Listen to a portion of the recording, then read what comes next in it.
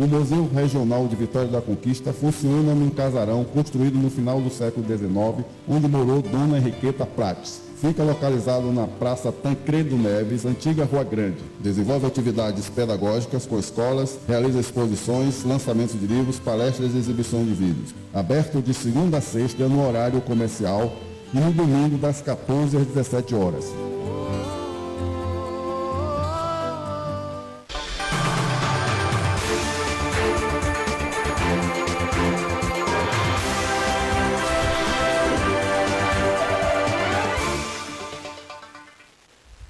Olá, bom dia. Segunda-feira, 19 de agosto. No ar, o ESB Notícias, primeira edição. E nos fatos históricos de hoje, a gente vai trazer uma curiosidade, porque no dia 19 de agosto de 1976, uma bomba explode na Associação Brasileira de Imprensa, no Rio de Janeiro. Outra bomba é encontrada na Ordem dos Advogados do Brasil, também no Rio. A Aliança Anticomunista Brasileira assumiu os atentados. E era uma época muito difícil para a população brasileira porque vivia sua segunda ditadura. Mas agora nós vamos conferir o que é destaque na edição de hoje. Nesta edição, saiba quais os principais cruzamentos perigosos de Vitória da Conquista e como transitar com segurança. Programa Procriar luta por abatedouro de caprinos e ovinos na região. E ainda, você vai saber tudo sobre o primeiro Congresso Baiano de Saúde Integrada. Estas e outras informações agora no ESB Notícias, primeira edição. Quem circula pelo trânsito de Vitória da Conquista conhece muito dos cruzamentos perigosos existentes pela cidade.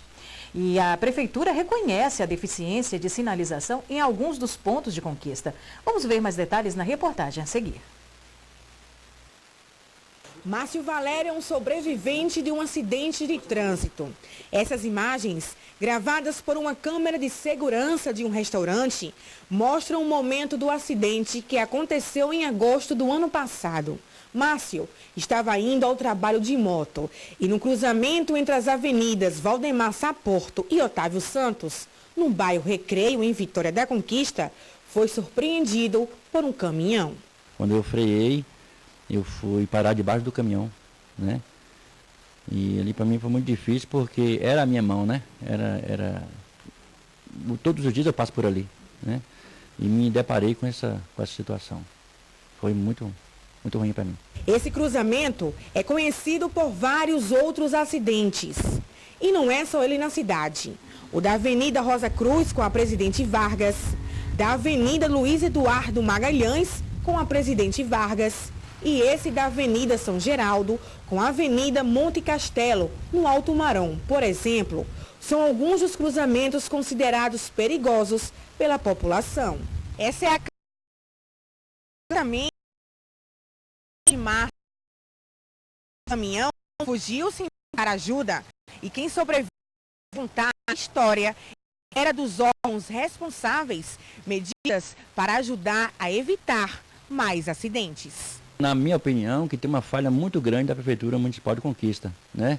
Quando se diz respeito à educação do trânsito em Conquista. De acordo com o secretário de Mobilidade Urbana, a Prefeitura reconhece a deficiência de sinalização em alguns pontos da cidade. E um estudo está sendo realizado para minimizar a situação. Uma das medidas será a implantação de radares em vias rápidas nos próximos meses. É a primeira medida. Campanhas educativas que nós estamos realizando com muita frequência são outras medidas e uma outra medida drástica, digo drástica porque aumentando a fiscalização, o que as pessoas infelizmente não gostam, é a implementação de radares em algumas vias do município. Isso será feito nos próximos meses. E ainda de acordo com o secretário, a conscientização dos motoristas é muito importante. Nada será eficiente se não existir uma conscientização do motorista de que toda vez que ele violar uma norma de trânsito, existe a possibilidade dele também causar um dano, uma lesão a um terceiro. A história de Márcio teve um final feliz e diz que sua vida hoje é um milagre. Por saber na pele o que isso significa, ele pede mais atenção e cuidado de todos no trânsito. Eu agradeço muito a Deus por Deus ter me dado mais uma oportunidade de vida e poder estar até aqui falando sobre esse assunto, né? e tentar passar para a população de Conquista que a vida é em primeiro lugar. É verdade, viu, gente? Inclusive, olha, vários especialistas de trânsito mesmo alertam a respeito disso, que se todo motorista, todo condutor, se todo mundo respeitasse as leis de trânsito, com certeza os acidentes seriam o mínimo possível. Mas a gente ainda continua falando do assunto, porque agora a gente vai falar a respeito de uma alternativa que deve ir muito além do lazer. A utilização da bicicleta como meio de transporte contribui para a saúde, melhora o trânsito e ainda o meio ambiente. Por isso, a importância de uma atenção toda especial para as ciclovias. Com o crescimento da população e do poder de compra em Vitória da Conquista, alguns aspectos acabam sendo influenciados diretamente, como a infraestrutura urbana e as questões de mobilidade, que consistem no aumento de carros, transporte coletivo insuficiente, trânsito obstruído, dentre outros. E a construção de ciclovias e ciclofaixas na cidade surge como uma alternativa que vai além de lazer, tornando um importante equipamento público.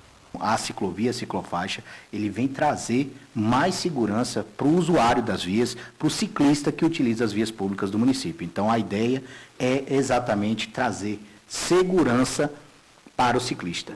A bicicleta é o transporte ecologicamente mais sustentável do planeta, segundo a ONU. Marcos utiliza o meio de transporte para fazer suas atividades diárias, além de ir para o trabalho. Eu sou ciclista aí há mais ou menos uns 25 anos, né? Eu tenho essa bike aqui há 4 anos, essa guerreira aqui, e ela me leva para o meu trabalho e me traz, né, de segunda a sexta. E nos domingos eu faço a feira também, às vezes eu passo por aqui, né? Eu utilizo esse caixãozinho aqui para poder trazer a feira, né? Ele também comenta das vantagens de utilizar a bicicleta. A bicicleta é um meio de transporte muito bom, porque tanto faz bem para a saúde, né?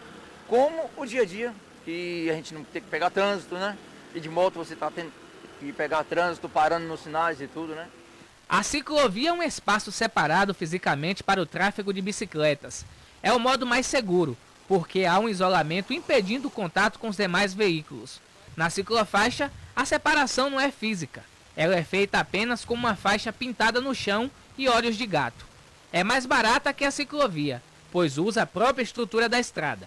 Hoje, no Brasil, são 3.291 quilômetros de vias destinadas aos ciclistas. Elas correspondem a apenas 3,1% da malha. Segundo dados, a cidade conta com 23 quilômetros de faixa exclusiva para ciclistas, tornando o município com a maior extensão dessas vias no interior da Bahia. A ideia do município hoje é que esse número de 23 quilômetros ele passe para 35 quilômetros. A continuidade da integração, por exemplo, ela vai contemplar sempre a questão da ciclovia e da ciclofaixa. O Conveima 1, que será uma obra iniciada pelo município, ela também irá contemplar. Outra ideia do município também é integrar totalmente uma zona a outra do município. Vamos agora conferir no mapa a previsão do tempo?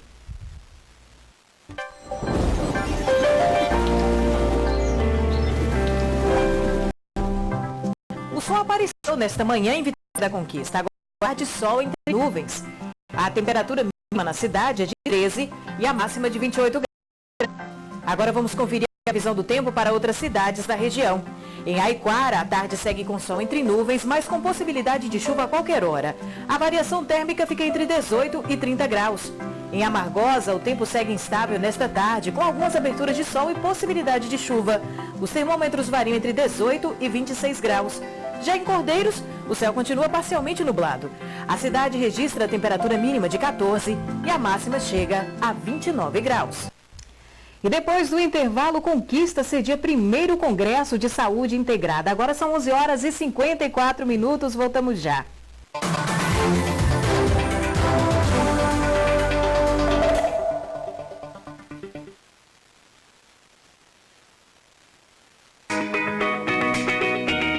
Oi, gente! Chegamos com novidade especial, principalmente para você que deseja ingressar nos cursos de graduação da UESB. Estão preparados? Então assistam esse vídeo até o final porque a novidade é boa, hein?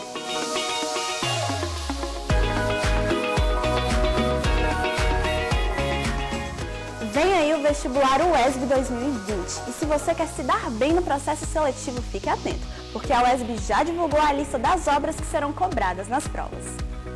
Ao todo, serão 4 livros. O primeiro é A Audácia desta Mulher, de Ana Maria Machado. Também está na lista Olhos d'Água, da escritora Conceição Evaristo. Outro livro importante é Anésia Calaçu, de Domingos Ailton. E para finalizar em grande estilo, temos A Farsa de Inês Pereira, do escritor Gil Vicente. E agora que vocês já sabem quais serão os livros cobrados, já dá para programar a leitura, né? E continuem ligados, porque nos próximos dias a gente vai divulgar mais informações sobre o vestibular UESB 2020. E não esqueçam de acompanhar o nosso site e as nossas redes sociais, ok? Até a próxima!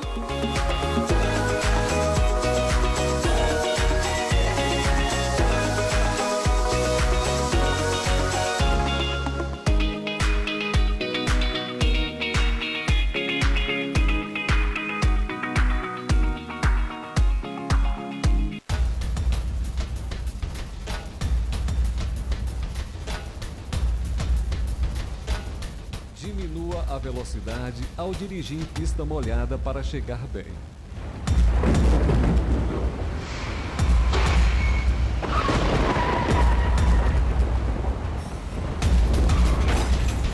Sem correr o risco de ir para o além.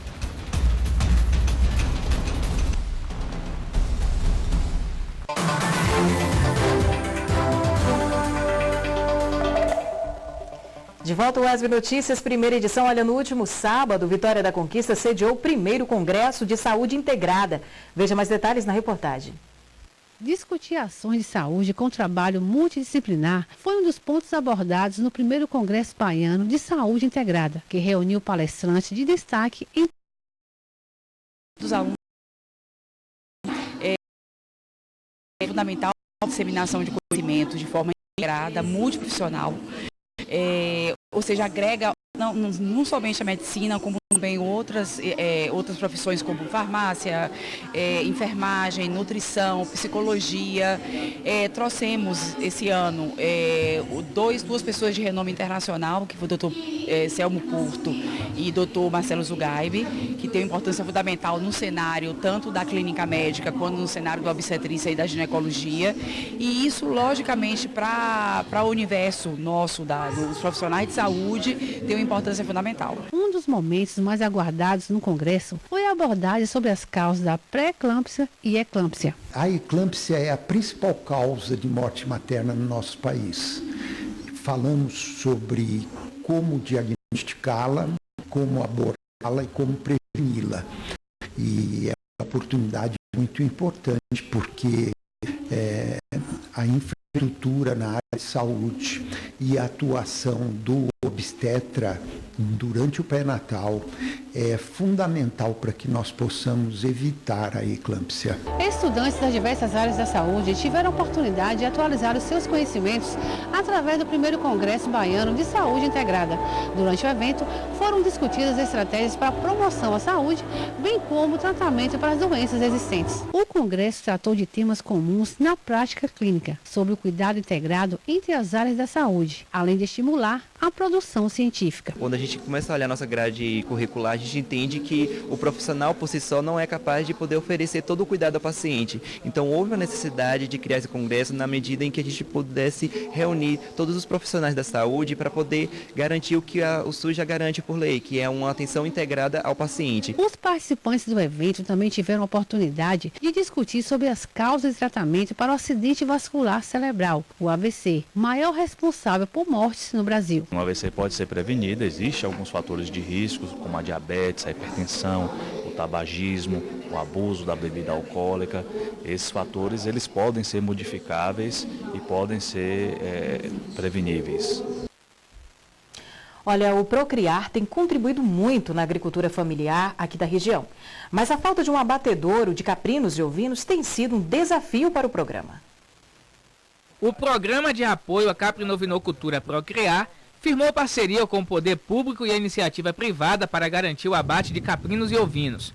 O objetivo é garantir aos criadores colocar no mercado um produto que respeite as regras de segurança alimentar. É uma busca, e uma busca bem atual da parceria com a academia, com o setor público e o setor privado. Então, nesse sentido, nós buscamos uma iniciativa privada, que no caso aqui é o frigorífico Confrigo, que está colocando a sua estrutura à disposição para que a gente possa, então, oficializar essa cadeia produtiva.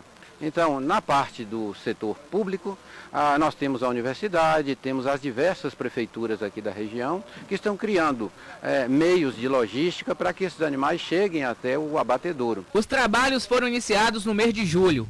Na parceria, os criadores levam os animais e a empresa faz o abate. Os produtos são embalados com a marca da empresa e seguem para comercialização em Vitória da Conquista e outras cidades da Bahia. A gente tem conversado muito com os pecuaristas da região e eles estão assim satisfeitos. Eles não têm onde abater seus animais. 90% do abate é clandestino. A parceria, achando esse elo para fazer a escala de abate, se organizarem, né, principalmente na parte de compra de animais, semi-confinamento, e saber realmente onde vai entregar. Não existe na região sudoeste um abatedouro para caprinos e ovinos. Há mais de 20 anos, o projeto tem lutado para conseguir um local adequado na região. Uma das limitações para que realmente a cadeia produtiva se organize seria exatamente a parte voltada para a comercialização. E essa parte de comercialização, ela apresenta uma limitação muito grande, porque nós não tínhamos, até então, um frigorífico para oficializar o abate e transformar esse produto na qualidade que é exigido pela legislação.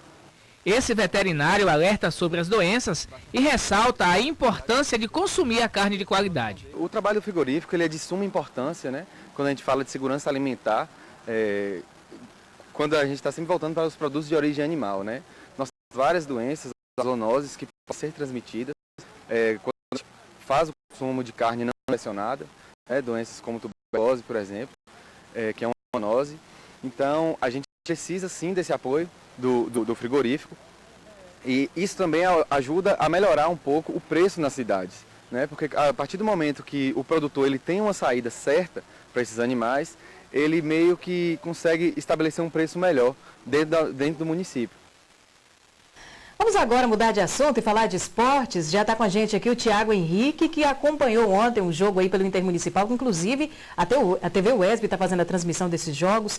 Tiago Henrique, muito boa tarde, seja bem-vindo mais uma vez ao UESB Notícias. O que você tem aí pra gente? Pois é, boa tarde, Cris, boa tarde a você que acompanha o UESB Notícias. Então, a seleção de Itapetinga foi ontem até Poções para o jogo válido pela segunda rodada da fase de grupos do Intermunicipal. Com gols de Miller, Jefinho e Dondon. Os gols você vai ver à noite na nossa segunda edição. A seleção de Itapetinga goleou no Heraldão e assumiu a liderança isolada do grupo 14 com 4 pontos. E também é a segunda com 1 ponto e Poções é a última colocada. Todos os gols do jogo saíram no segundo tempo. O mando de campo era da seleção de Itapetinga, pois a liga local lá de Itapetinga foi punida pela Federação Baiana de Futebol, não podendo realizar o jogo lá no Primaverão. Já o Conquista, Vitória da Conquista, representada pelo Sub-20 do Bode, venceu a seleção de Guanambi pelo placar de 1-0 no estádio 2 de julho, lá em Guanambi. O gol marcado foi pelo jogador Adriano Henrique. As duas equipes voltam a se enfrentar no próximo dia 8 de setembro, às 15 horas, aqui no estádio Edivaldo Flores. Ok. E o Birigidi e Jurema disputaram o título do Intermunicipal no ano de 2019, foi isso? Não, Cris, na verdade é o seguinte. Birigidi e Jurema, eles vão disputar. Vão disputar. Vão decidir o título de campeão do campeonato intermunicipal, do campeonato, melhor dizendo, do campeonato municipal, promovido aqui pela Liga de Conquista, pela LCDT. Depois de perder o jogo de ida pelo placar de 1-0, o Birigidi venceu a Ponte Preta de virada pelo placar de 3-2 no sábado à tarde, aqui no estádio Edivaldo Flores. Já no domingo pela manhã, o Jurema venceu o Grêmio por 1-0. No confronto de ida, as equipes ficaram no empate pelo placar de 0. Duas partidas. 4. E a segunda no dia 1º de setembro. O vencedor estará pela primeira vez o troféu da elite do futebol conquistense. Ok, Tiago, obrigado então por sua participação e trazendo essa informação aí a respeito da disputa do Municipal. Aí que vai ser, nós vamos conhecer o campeão então no dia 1º. Dia 1º, 2 jogos, sábado e depois dia 1º. Tá certo então, obrigada mais uma vez. Eu que agradeço. Olha, depois do intervalo, o neurologista Davi Tanajura fala pra gente sobre todos os detalhes a respeito da esclerose múltipla. Agora são 12 horas e 4 minutos, voltamos já.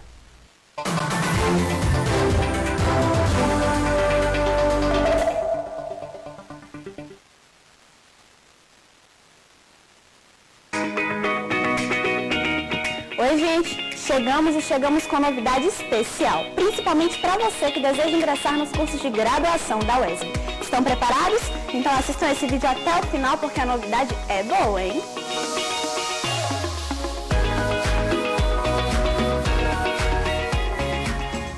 Vem aí o... Você quer se dar no processo seletivo que a UESB já divulgou a lista das obras que serão cobradas nas provas. Todos serão 4 livros. A audácia desta mulher é de Ana Maria Machado. Também está na lista Olhos d'Água, da escritora Conceição Evaristo. Outro livro importante é Anésia Calaçu, de Domingos Ailton. E para finalizar em grande estilo, temos A Farsa de Inês Pereira, do escritor Gil Vicente. E agora que vocês já sabem quais serão os livros cobrados, já dá para programar a leitura, né? E continuem ligados porque nos próximos dias a gente vai divulgar mais informações sobre o vestibular UESB 2020. E não esqueçam de acompanhar o nosso site e as nossas redes sociais, ok? Até a próxima!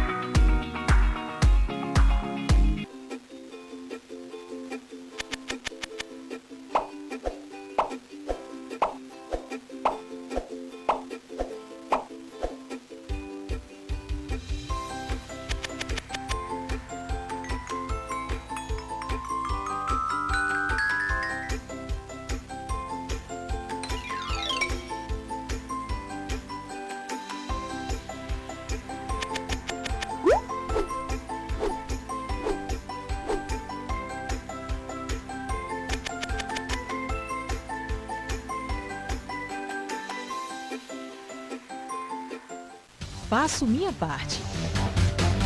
E você? Vamos juntos erradicar a dengue, a chikungunya, a zika, a síndrome de Guillain-Barré e a febre amarela. Evitando a reprodução do mosquito Aedes aegypti, fazendo a nossa parte ao Douros. Uma campanha do UESB FM e TV UESB. UESB, educação para uma vida plena.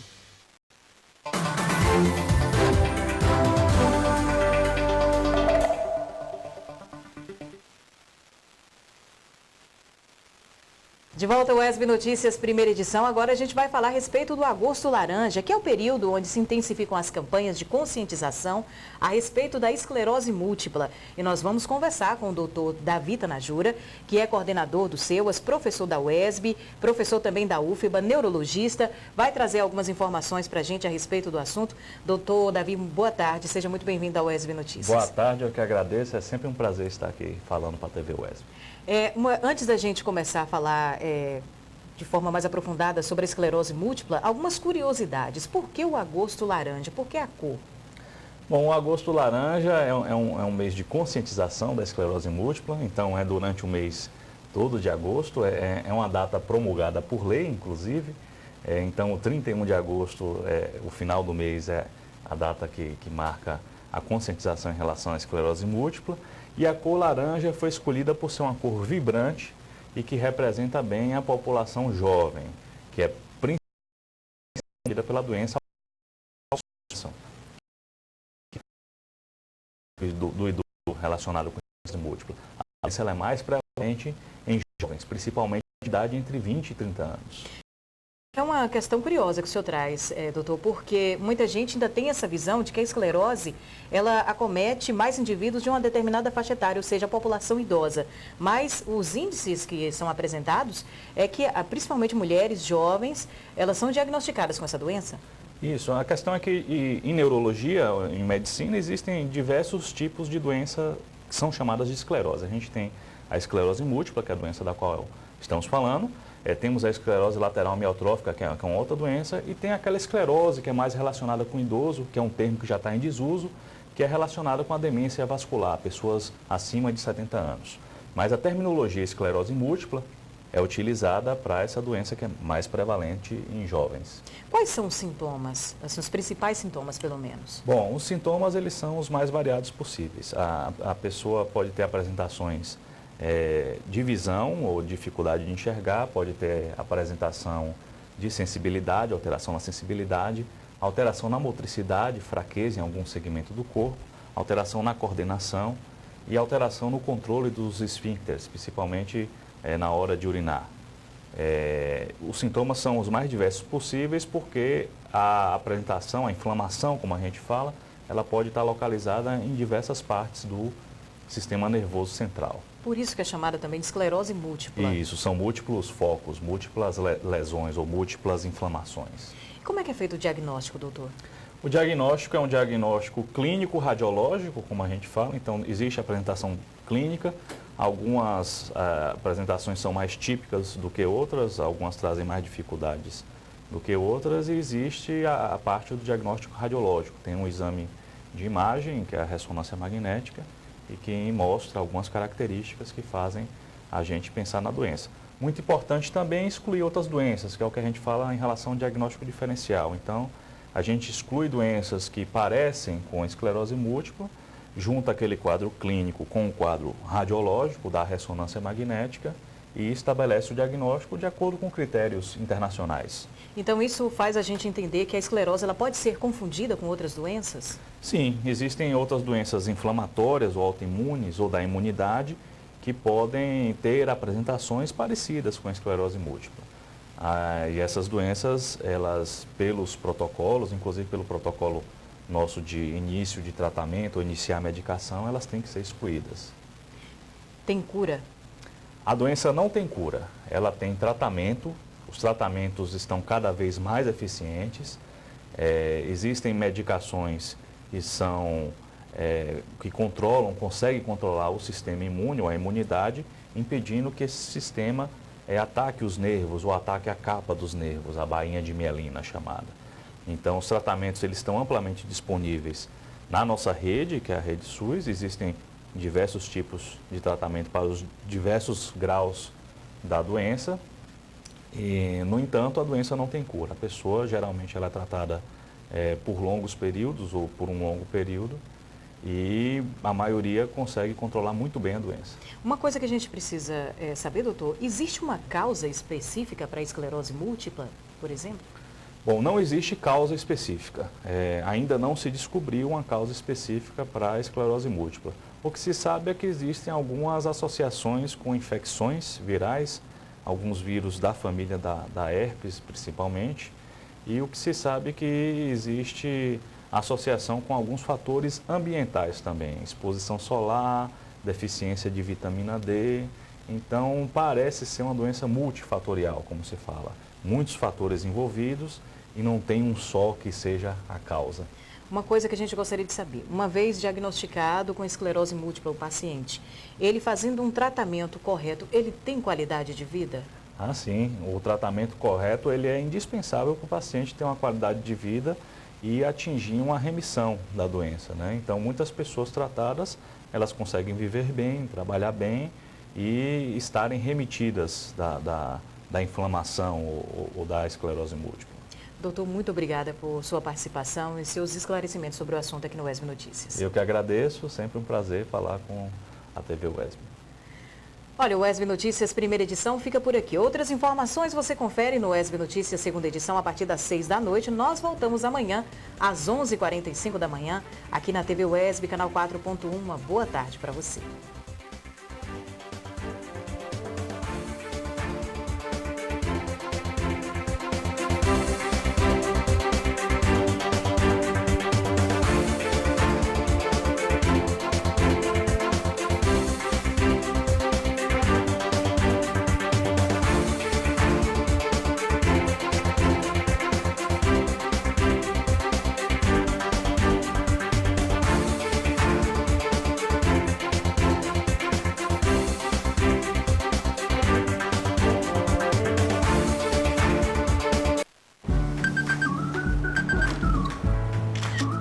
Se você se ama tanto assim, proteja-se.